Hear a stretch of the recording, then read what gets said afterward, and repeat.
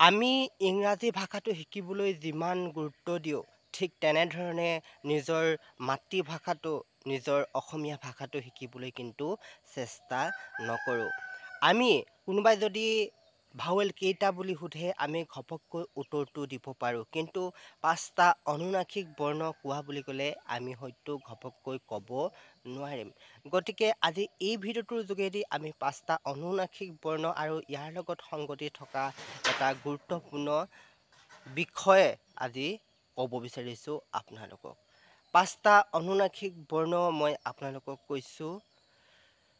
ঙ, ঞ, মূৰ্ধন্য ণ, দন্ত্য ন আৰু ম। এই ৫টা হৈছে অনুনাসিক বৰ্ণ। আকৌ এবাৰ কৈছোঁ, ঙ, ঞ, দন্ত্য ন, মূৰ্ধন্য ণ আৰু ম। এই ৫টা অনুনাসিক বৰ্ণ আমি সদায়ে মনত ৰখাটো উচিত। আৰু এই ৫টা অনুনাসিক বৰ্ণৰ ওপৰত কেতিয়াও চন্দ্ৰবিন্দু নবহে। চন্দ্ৰবিন্দু আপোনালোকে গম পাইছেই, সদায় মনত ৰাখিব।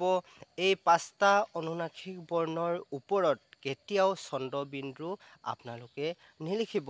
আৰু এই ৫টা অনুনাসিক বৰ্ণ ঙ, ঞ, মূৰ্ধন্য ণ, দন্ত্য ন আৰু ম।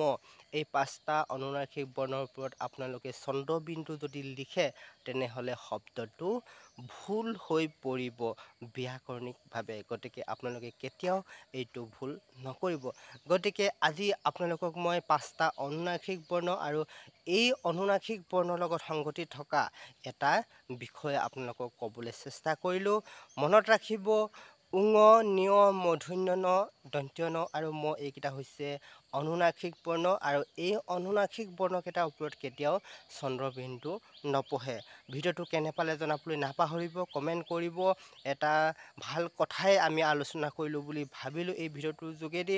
নতুন কোনোবা যদি ভিডিঅ' চাবলৈ আহিছে, তেনেহ'লে মোৰ ফেচবুক পেজখন ফ'ল' কৰিবলৈ নাপাহৰিব আৰু ইউটিউব চেনেলটো ছাবস্ক্ৰাইব কৰিবলৈ নাপাহৰিব। আৰু যদি গুৰুত্বপূৰ্ণ বুলি ভাবিছে ভিডিঅ'টো, তেনেহ'লে শ্বেয়াৰ কৰিবলৈ নাপাহৰিব।